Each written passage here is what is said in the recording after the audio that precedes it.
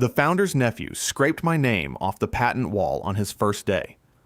My name was still on all 14 patents filed at the courthouse. I watched him do it. Not personally, not with his own hands. Preston Whitaker III had never held a tool that wasn't decorative. He had a facilities team pull the plaques down one by one. 14 brass plaques, each one engraved with a patent number, a filing date, and the name Alden James Cross. They came off the wall in the main lobby. The wall every aerospace client walked past on the way to the conference room, and they went into a cardboard box that a janitor carried to a storage closet on the second floor. Ray Mitchell photographed the blank wall and texted it to me at 4:12 p.m.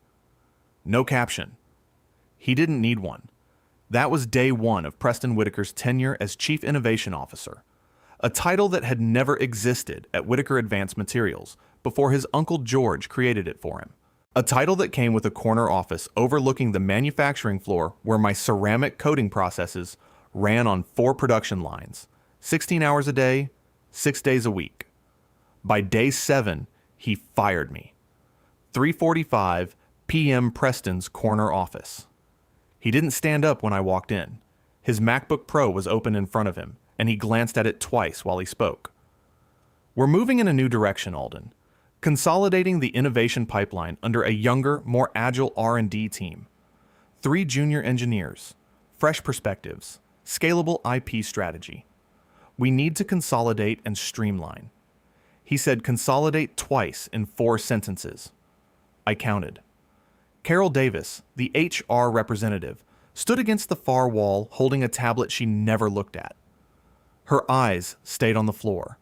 She looked like someone watching a car accident from the shoulder of a highway. Preston leaned back. Perfect teeth. Designer haircut that cost more than my monthly mortgage payment. A suit I could smell from 6 feet away. He folded his manicured fingers on the desk. Frankly, Alden, the IP we've built here is the company's IP now. Your name on a wall doesn't change that. Or a patent form. I looked at him for a long time. Not in anger, not in shock. I looked at him the way I used to look at a diagnostic panel on the USS Lake Erie when a reading came back wrong. You don't panic.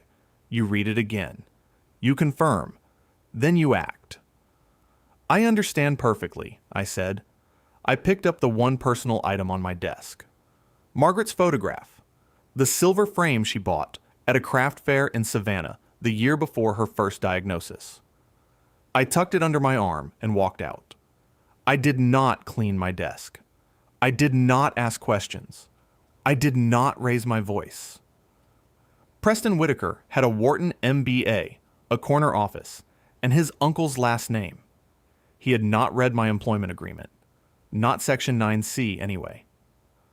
My name is Alden James Cross. I'm 50 years old. I spent 8 years in the United States Navy as an electronics technician, rating ET-1, Petty Officer First Class, stationed aboard the USS Lake Erie, CG-70, a guided missile cruiser. The Navy taught me shipboard systems diagnostics, advanced materials maintenance, and one principle I have never forgotten. Patience under pressure is not passivity. It is tactics. I joined Whitaker Advanced Materials 18 years ago, at 32, principal research engineer. I came in with 3 pending patent applications from 6 years of private materials consulting, and George Whitaker wanted those applications bundled into the company's IP portfolio. He was building something real.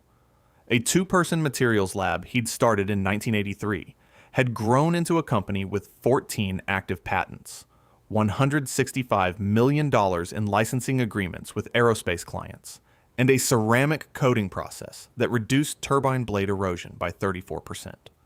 I built that process. In a lab that smelled like old coffee and sintered aluminum oxide at 6 a.m., I built it. My son Owen is 19. First year studying mechanical engineering at Georgia Tech. He lives on campus and calls me every Sunday.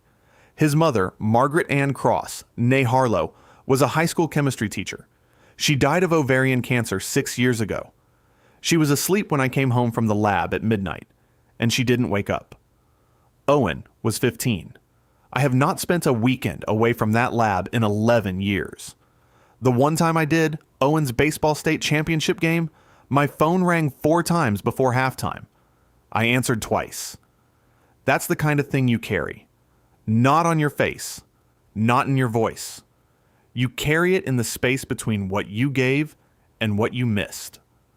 The year Margaret was in treatment the second time, I worked 14-hour days. Not because I was dedicated, because the work was the only thing I could control. Her counts were dropping, and the doctor spoke in probabilities that changed every Tuesday, and I could not make her white blood cells cooperate. But I could make a ceramic matrix composite bond at 1,400 degrees Celsius with a thermal cycling tolerance that no one else in the industry had achieved. I was in the lab at 2 a.m. the night she died. I'd gone home at midnight. She was sleeping. Her breathing was steady. I kissed her forehead and drove back because I had a centering run that couldn't be interrupted. Owen called me at 2:47 a.m. The ceramic coating that came from those months became patent number 7, the one that reduced turbine blade erosion by 34%, the one 3 aerospace clients built entire maintenance cycles around. I never told anyone where it came from, that it was born in the weeks when my wife was dying, and work was the only room in my life where the math still worked. 14 patents, 18 years. Everyone filed jointly under Alden Cross and Whitaker Advanced Materials, LLC. And here's the thing about how that happened. When I joined Whitaker in 2006, George Whitaker himself suggested the co-ownership language. Not me, not my lawyer. George. He was a man who'd built a company with his hands, and he understood that engineers don't give their best work to a corporation. They give it to a place that respects what they bring. He wanted me to feel ownership, not employment, ownership. The agreement was designated as my standard employment contract, but Section 9C was anything but standard. It stated that all patents developed using my independent design contributions in combination with Whitaker proprietary processes would be filed as joint inventions, with both my name and the company listed as co-owners. And it stated, in language my friend Thomas Reed read to me over the phone from his apartment in Atlanta, that neither party may grant, extend, or renew commercial licenses for the jointly owned patents without the written consent of both parties. Thomas Reed, 56, my college roommate at Georgia Tech, now an intellectual property attorney in Atlanta, 22 years of USPTO filings. He read that clause in 2006 and said 5 words I never forgot.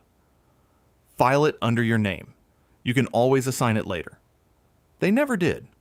George trusted me. I trusted George. The clause sat in the agreement like a bolt in a bulkhead. Structural, load-bearing, invisible until the moment it isn't. I signed. 18 years of patents followed. I had the agreement notarized and kept my personal copy in a fireproof file cabinet in my home office. I made a second copy the year Margaret started her first round of treatment because she sat me down at the kitchen table and told me to make sure my work was protected. She was a chemistry teacher. She understood intellectual property the way she understood covalent bonds. Precisely. I never told anyone at Whitaker that I kept it. 2 days before Preston fired me, day 5 of his tenure, I was walking past his corner office at 11:15 a.m. The door was cracked open. Hallway carried sound better than people realized. Preston was on a call, feet on the desk, laughing. He's not going anywhere. He's got a kid in college and a dead wife. He needs the salary. He'll fall in line. I stood in that hallway for 11 seconds. I know because I counted. The same way I count seconds on a diagnostic panel when a reading goes wrong. You don't react. You don't flinch. You read it. You confirm. Then you act. I walked back to my lab. A dead wife. That's what he said. A dead wife. As if Margaret Ann Cross, née Harlow, who taught 11th grade chemistry for 16 years and could explain Le Chatelier's principle to a room full of teenagers with more patience than any human being I have ever known, was a line item in a spreadsheet, a vulnerability in my personnel file, something to be leveraged. He's got a kid in college and a dead wife. He'll fall in line. If you've ever had a boss or been in a situation like this, hit that like button and subscribe. The evening of the firing, I sat at my kitchen table. Black coffee going cold. Margaret's photograph propped against the napkin holder where she used to leave Owen's permission slips. The house was quiet. Owen wouldn't call until Sunday. I picked up my phone and called Thomas Reed. The conversation took 10 minutes. "That clause is still valid," Reed said.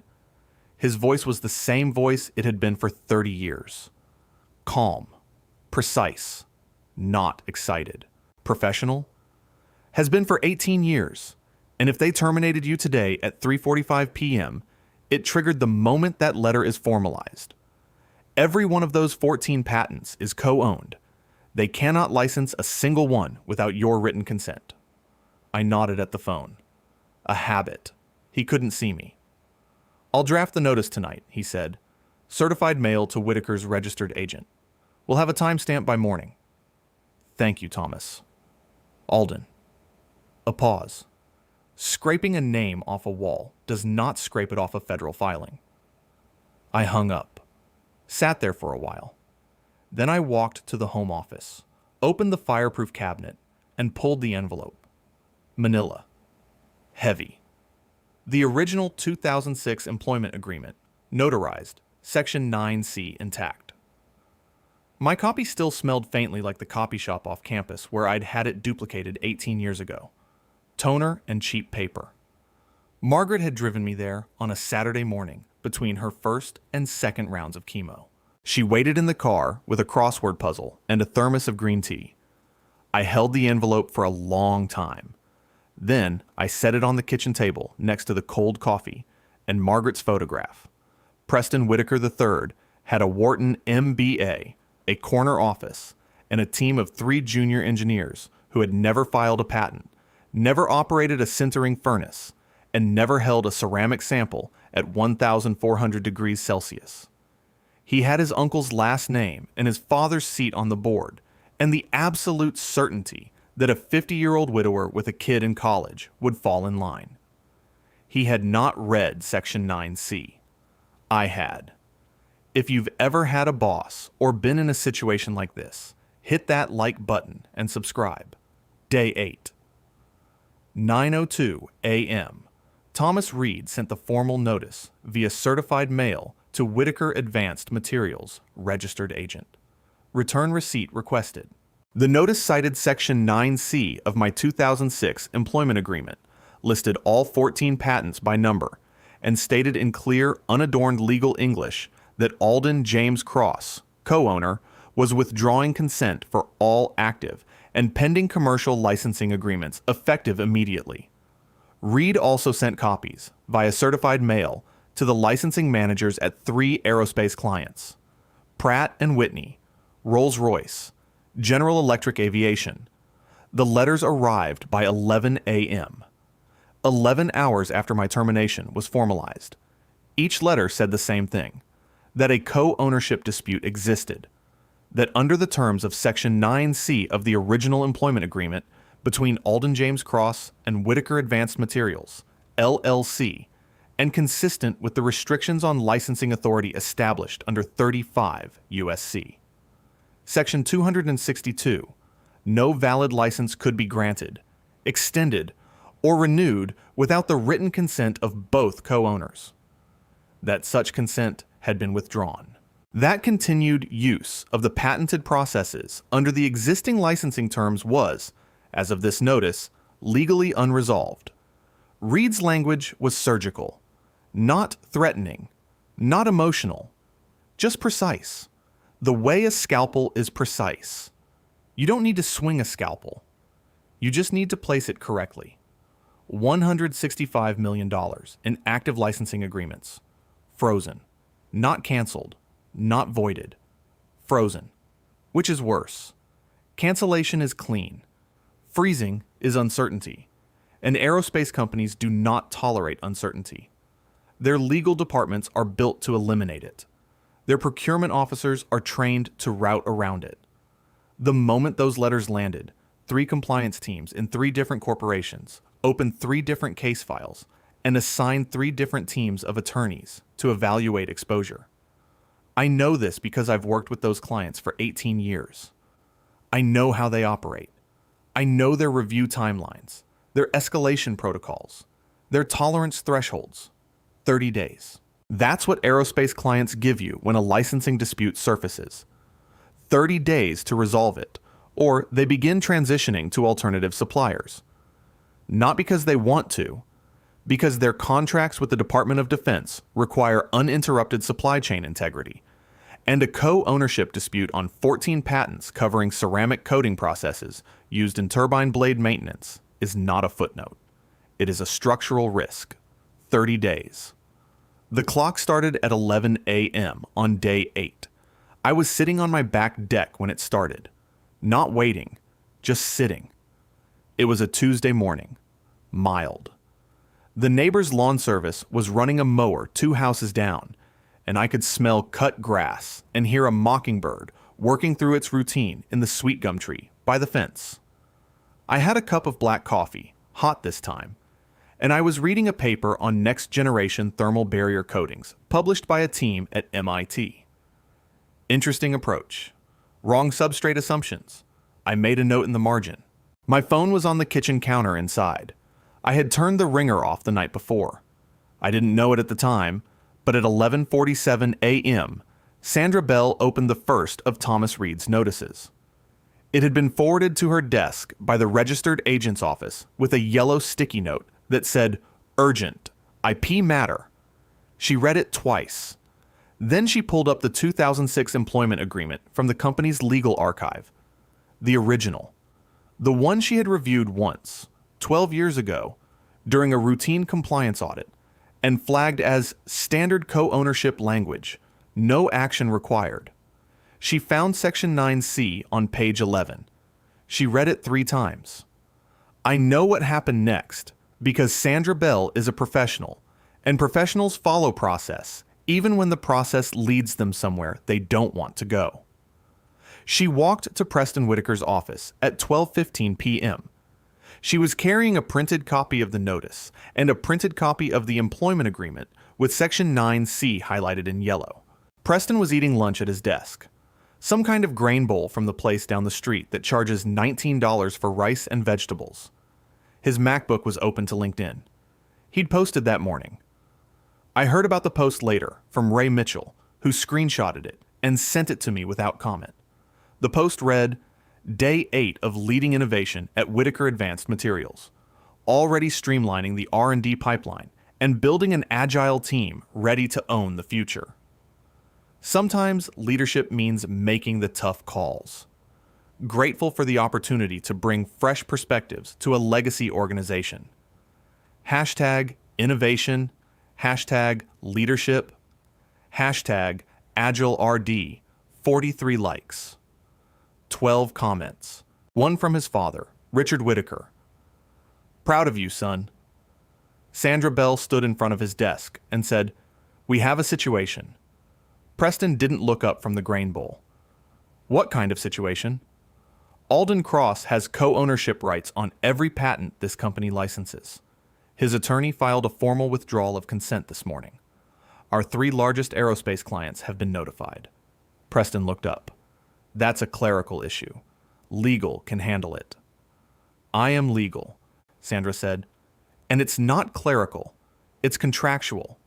Section 9C of his original employment agreement. Co-ownership with consent requirements for all licensing. You terminated him without cause. His consent is withdrawn. Our $165 million in active agreements just froze. Preston put the grain bowl down. That can't be right. It is right. I've read the clause 4 times in the last hour. It is right. Then we'll challenge it. Get outside counsel. Outside counsel will tell you the same thing. The clause is clear. The USPTO filings are public record. His name is on every one of those patents. You cannot scrape a name off a federal filing by taking plaques off a wall. That was the moment, according to Ray Mitchell, who was standing in the hallway and heard the entire exchange through the same cracked door that had carried Preston's voice to me 5 days earlier. That Preston's face changed. Not anger. Not yet. Something before anger. The expression of a man who has just discovered that the ground under his Italian shoes is not as solid as the price tag suggested. "Call him," Preston said. "Get him on the phone. We'll work this out." Sandra called me at 2:34 p.m. I was still on the back deck. The coffee was gone. I'd moved on to a second paper, this one on zirconia toughening mechanisms. My phone was still on the kitchen counter, still silent. She called again at 3:15 p.m. and 4:02 p.m. and 5:30 p.m. I did not answer. Preston called me at 6:47 p.m. that evening and 8:15 p.m. and 9:30 p.m. 3 calls on day 8 alone. I did not answer. Day 9. Sandra called 4 more times. Preston called 5 times. The calls came in clusters. Morning, midday, late afternoon. The rhythm of escalating panic has a pattern, and if you've spent 8 years reading diagnostic panels on a guided missile cruiser, you learn to recognize patterns the way other people recognize faces. I was in my garage on day 9, sorting through a box of Owen's old baseball equipment he'd asked me to ship to a friend in Savannah. I found his first batting glove at the bottom, size youth medium. It still had red clay in the stitching from the field behind Margaret's school where he used to practice. I held it for a while, set it aside on the workbench, taped the box shut, and wrote the address in block letters. My phone buzzed on the shelf above the dryer. I glanced at the screen. Preston Whitaker III. The 4th call that day. I went back to the box.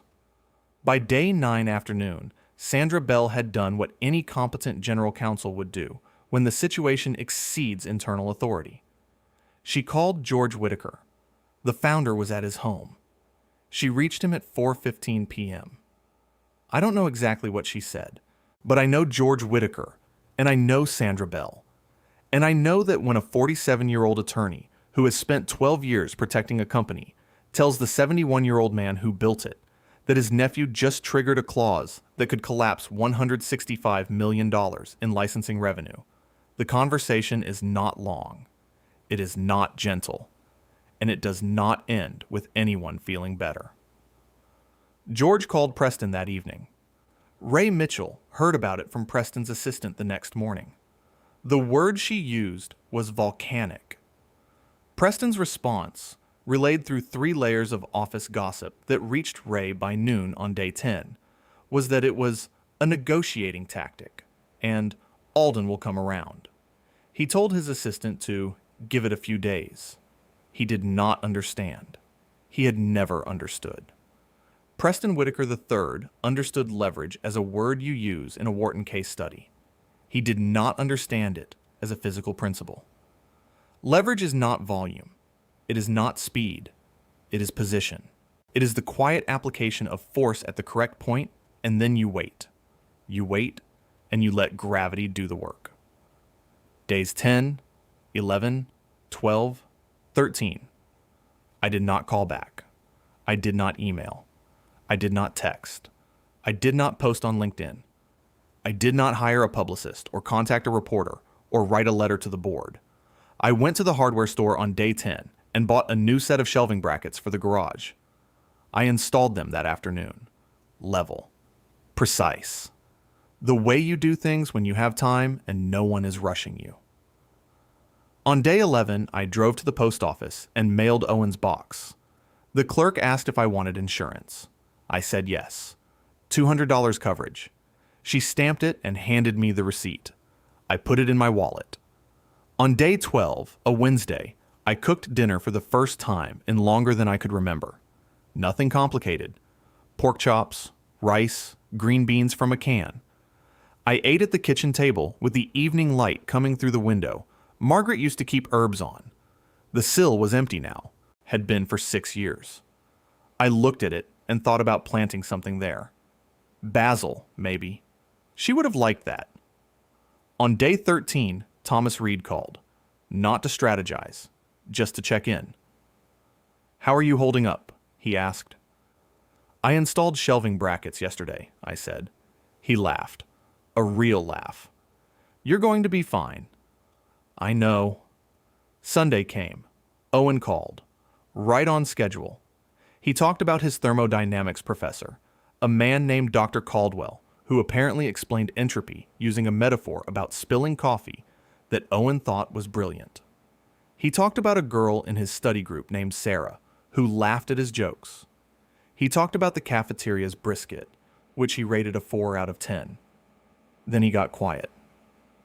"Dad, you seem different. Like you're actually here when you're here." I leaned back in the kitchen chair. Margaret's photograph was still propped against the napkin holder. "I'm working on something," I said. "Something good?" "Yeah, Owen. Something good." We talked for another 40 minutes. I didn't check my phone once. By day 13, the missed calls had accumulated like sediment. 17 from Preston over 48 hours. 9 from Sandra Bell. I had returned none of them. Not one. Preston, according to Ray Mitchell, had stopped calling it a clerical issue. He had started calling it a transition challenge. He told colleagues in the break room that Alden Cross was being difficult, but would come to the table.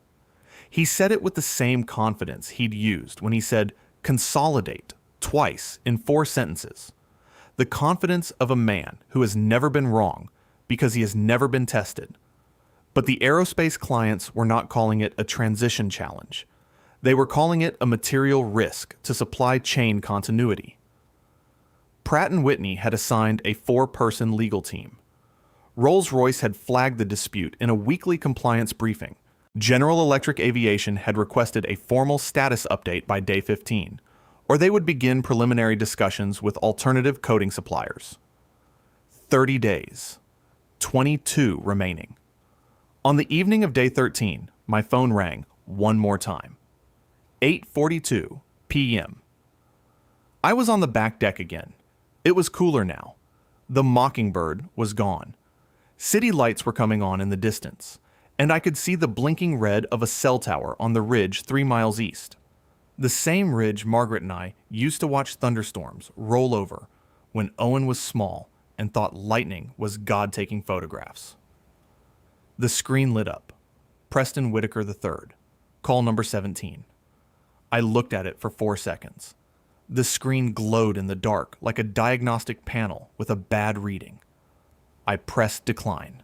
Click. Day 14, 8 a.m. George Whitaker called an emergency board meeting. I know this because Thomas Reed received the notice at 8:14 a.m. from Sandra Bell's office. A formal invitation for Alden James Cross to attend the emergency session of the Whitaker Advanced Materials Board of Directors, convened at the request of Chairman George Whitaker, scheduled for 2 p.m. that afternoon in the main boardroom at company headquarters. Reed forwarded it to my email with a single line. "Your move." I read it at 8:31 a.m. I was standing in the kitchen in a clean shirt drinking coffee. Hot. Black. The good stuff, not the daily drinker. I'd ground the beans fresh that morning for the first time in weeks. The house smelled like coffee, and morning light, and the faint ghost of the lavender hand soap Margaret used to keep by the kitchen sink, that I still buy out of habit, even though I've never liked lavender. I called Reed back. "I'll be there," I said. "You want me present?" "Yes. I'll drive up. 2 hours. I'll meet you in the parking lot at 1:30. "Thomas?" "Yeah. Bring the certified mail receipt." Already in my briefcase. Timestamped 9:02 a.m., day 8, along with a full copy of the 2006 agreement, the USPTO filings for all 14 patents, and the 3 client notification letters. "Thank you. Alden." A pause. The same kind of pause he'd taken on the phone 6 days earlier. Not dramatic. Just the pause of a man who has done this for 22 years and still respects the moments that matter. Wear the navy blazer. I almost smiled. Copy that. I showered, shaved, put on a white shirt, no tie, and the navy blazer I'd bought for Margaret's memorial service. The one Owen said made me look like a professor.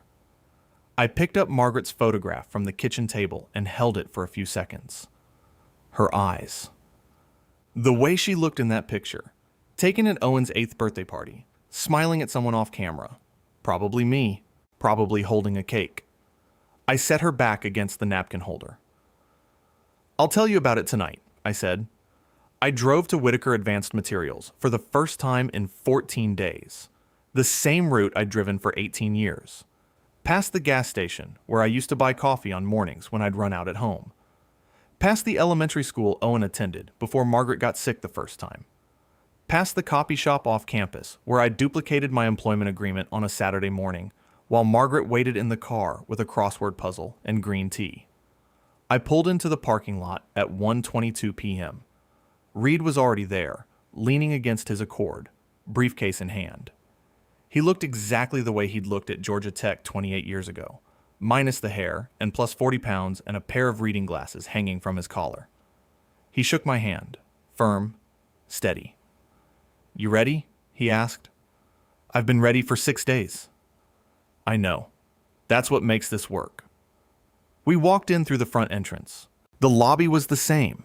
The polished concrete floors, the glass display case with George Whitaker's original sintering furnace from 1983, the reception desk where Linda had worked for 15 years and still remembered my coffee order, and the wall, the blank wall, the one Ray Mitchell had photographed on day one, 14 rectangular outlines where brass plaques had hung, each one slightly lighter than the surrounding paint, like shadows of things that used to be there.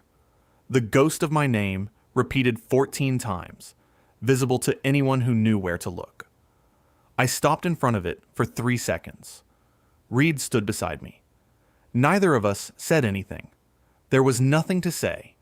Scraping a name off a wall does not scrape it off a federal filing. That wall knew it. I knew it. In about 35 minutes, everyone in the boardroom would know it too. The boardroom was on the 3rd floor. Polished mahogany table, 20 feet long. Floor-to-ceiling windows overlooking the manufacturing floor. 12 leather chairs. The room smelled like old coffee and the particular brand of tension that accumulates when people in suits realize they are in a situation that suits cannot fix. I walked in at 1:58 p.m. Thomas Reed one step behind me, briefcase in his left hand. They were already seated. George Whitaker at the head of the table, 71 years old, khakis, polo shirt, no jacket. He looked like he'd aged 5 years in 2 weeks. His hands were flat on the table. Sandra Bell to his right, a stack of documents in front of her, her face the color of old concrete. 6 other board members in a row, their expressions varying between concern and poorly concealed alarm. Richard Whitaker, Preston's father, sat at the far end, arms crossed, jaw set, staring at the table surface as if it had personally offended him. And Preston George, Whitaker III, 28 years old, Wharton MBA, Chief Innovation Officer, sitting 2 chairs from his uncle with his MacBook closed for once and his manicured fingers interlaced on the table. His designer haircut was still perfect. His suit still cost more than my mortgage payment. But his face had changed.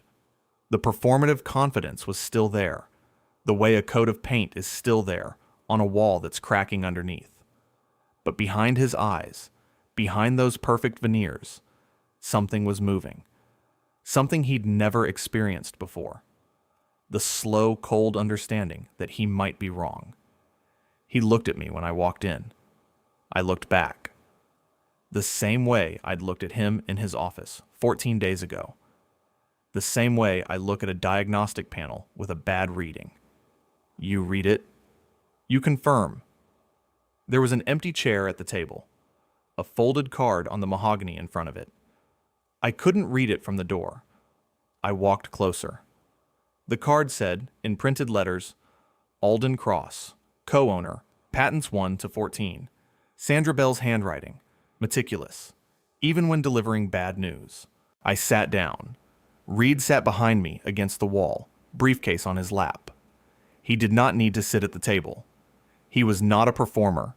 He was an attorney with 22 years of USPTO filings and a certified mail receipt timestamped 9:02 a.m., and that was enough.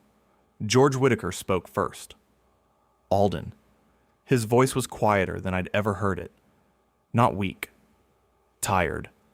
The tiredness of a man who built something with his hands and watched someone careless put a crack in it. Thank you for coming. George, I said, I want to start by saying something directly to you, in front of this board. I let family cloud my business judgment. I created a position that didn't need to exist and gave it to someone who wasn't qualified to hold it, because my brother asked me to, and I didn't have the spine to say no. That was my failure, not yours. Richard Whitaker shifted in his chair. His jaw tightened. He said nothing. Preston leaned forward. Uncle George, I think we should focus on the path forward here. There's a resolution framework I've been working on that I think will satisfy all parties and allow us to move past this transition challenge and get back to building something scalable and future-facing. The room was silent for 4 seconds. I counted. Sandra, George said, read the clause. Sandra Bell opened the document in front of her. The same document I had kept in a fireproof cabinet for 18 years. The same Section 9C she had flagged as standard co-ownership language, no action required, during a routine compliance audit 12 years ago. Her hands were steady. Her voice was not. Section 9C. Employment agreement between Alden James Cross and Whitaker Advanced Materials, LLC, executed 2006. Quote, all patents developed using the employee's independent design contributions in combination with company proprietary processes shall be filed as joint inventions, with both parties listed as co-owners. Neither party may grant, extend, or renew commercial licenses for the jointly owned patents without the written consent of both parties. End quote. She set the document down. She did not look at Preston. Under 35 U.S.C. Section 262, she continued, each co-owner of a patent may independently exploit the patent, but may not grant licenses to third parties without the other co-owner's consent when a contractual agreement restricts this right. Section 9C is precisely that restriction. Mr. Cross was involuntarily terminated without cause. His consent was withdrawn via formal notice served to our registered agent on day 8. Certified mail, time-stamped 9:02 a.m. All 14 patents are affected. All licensing agreements dependent on those patents are currently frozen. She paused. Our 3 largest aerospace clients have given us 30 days to resolve this dispute. 24 days remain. If we do not resolve it, they will begin transitioning to alternative suppliers. The total value of affected agreements is $165 million. The room was very quiet. The kind of quiet that has weight. The kind you can feel pressing on the back of your neck. Preston stood up. This is a negotiating tactic. We can challenge the clause. Outside counsel will find a way to invalidate it. The agreement is 18 years old. The co-ownership language is boilerplate. We contest it, we tie it up, and we move forward with the new R&D structure while the courts sort it out. Sandra Bell looked at him. For the first time in 14 days, she looked directly at him. The clause is not boilerplate. It was specifically negotiated. The USPTO filings are public record. Mr. Cross's name is on every patent as co-inventor. Contesting this in court would take 18 to 24 months minimum. Our clients will not wait 18 months. They will not wait 18 days. If we litigate, we lose the revenue. All of it. Preston's face did something I had never seen it do before. The paint cracked. The structure underneath was not what the exterior had advertised. He looked at his uncle. He looked at his father. He looked at me. "Alden," he said, "let's talk about this. I'm sure we can find a resolution that works for everyone. A consulting arrangement, a licensing fee, something scalable." I looked at him. The way I'd looked at him from the hallway on day 5 when he had his feet on the desk and called my dead wife a line item in a personnel file. The way I'd looked at him on day 7 when he said, "consolidate" twice in 4 sentences and told me my name on a patent form didn't matter. The way I'd looked at the phone screen in the dark on day 13 when his 17th call lit up the back deck like a bad diagnostic reading. "I understand perfectly," I said. The same words, the same tone, the same 4 syllables I'd said in his office when he fired me. But the weight of them was different now. He heard it. Everyone in that room heard it. George Whitaker cleared his throat. "I'm calling a vote. Motion to remove Preston Whitaker III from the position of Chief Innovation Officer, effective immediately, and to eliminate the position from the company's organizational structure." "Seconded," said a board member to George's left, a man named Harold Simmons, 64, who had been on the board since 1997 and had never once raised his voice in a meeting. "All in favor." 7 hands went up. Every board member except Richard Whitaker, who sat with his arms crossed and his eyes on the table. He did not raise his hand. He did not speak. He abstained. "The vote is 7-0, George said.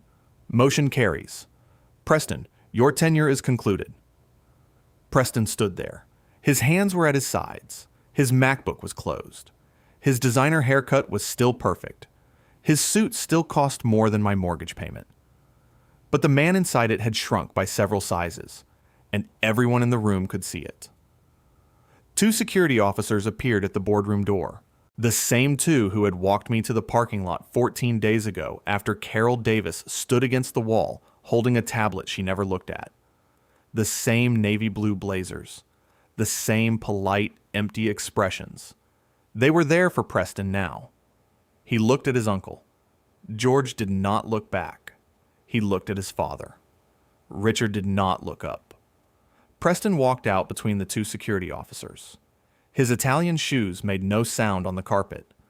The door closed behind him. The room exhaled. George Whitaker turned to me. His eyes were steady. Tired, but steady. The eyes of a man who builds things and understands what it costs when they crack. "Alden, I'd like to open direct negotiations. Not through attorneys. Between you and me. The way we did it in 2006. "I'd like that," I said. It took 16 days. Not because the terms were complicated, but because George Whitaker insisted on doing it right. His words. "I want to do this right, Alden. I owe you that." The final agreement was signed on day 30. The terms were clean. Full patent ownership of all 14 patents transferred to Alden James Cross. A royalty stream of $4.2 million annually for continued licensing through Whitaker Advanced Materials as the administrative partner. My name restored to the lobby wall. Not as plaques this time. George had them engraved into the wall itself. Brass letters, mounted flush, permanent. The licensing agreements unfroze the same afternoon. Pratt and Whitney, Rolls-Royce, General Electric Aviation, $165 million back in motion. The aerospace clients didn't celebrate. They don't celebrate. They filed the updated paperwork and moved on with the quiet efficiency of institutions that value certainty above all else. Preston Whitaker III left the industry.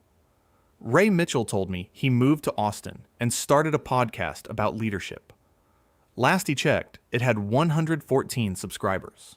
His LinkedIn still says, "Former Chief Innovation Officer" at the top, which is technically true in the same way that a man who lights a match and drops it in a warehouse is technically a former employee. Richard Whitaker resigned from the board 3 months later. Quietly.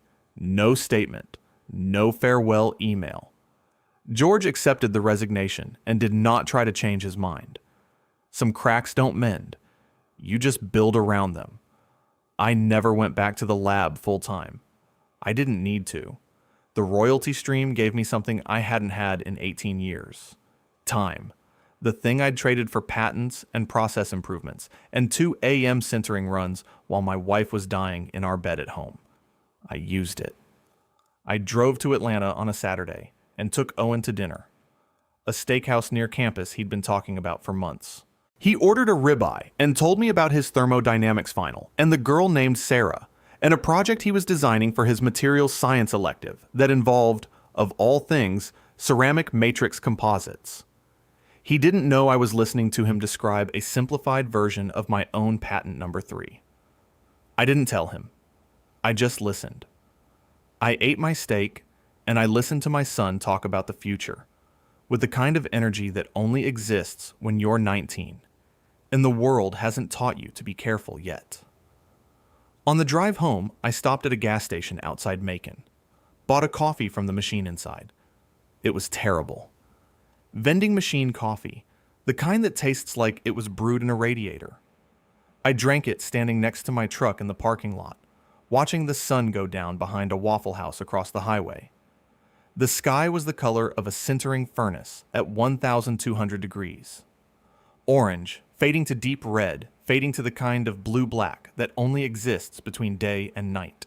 I thought about Margaret, about the copy shop on a Saturday morning, the crossword puzzle, the green tea, the way she said, "Make sure your work is protected," like she already knew, like she could see this moment from 6 years away, standing in a gas station parking lot in Georgia, drinking terrible coffee, owning 14 patents and my own time, and the quiet certainty that the math had finally worked out.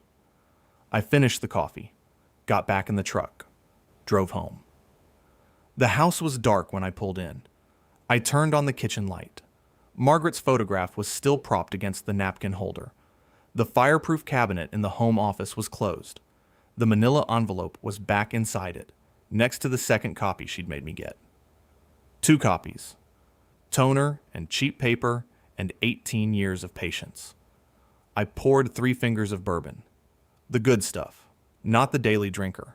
I sat at the kitchen table in the quiet house, and I drank it slowly, and I looked at Margaret's photograph, and I did not check my phone. Sometimes justice doesn't roar. It arrives quietly in a manila envelope that smells like a copy shop and a marriage that understood what silence is worth. Because when you've spent 18 years building something with your hands and your name, you don't beg to keep it. You wait. And you let the paperwork do what paperwork was always meant to do. If you enjoyed this story, hit that like button and let me know what you think in the comments. And if you haven't subscribed yet, subscribe and ring that notification bell to get alerts about new stories like this one. Thanks for watching. See you in the next video.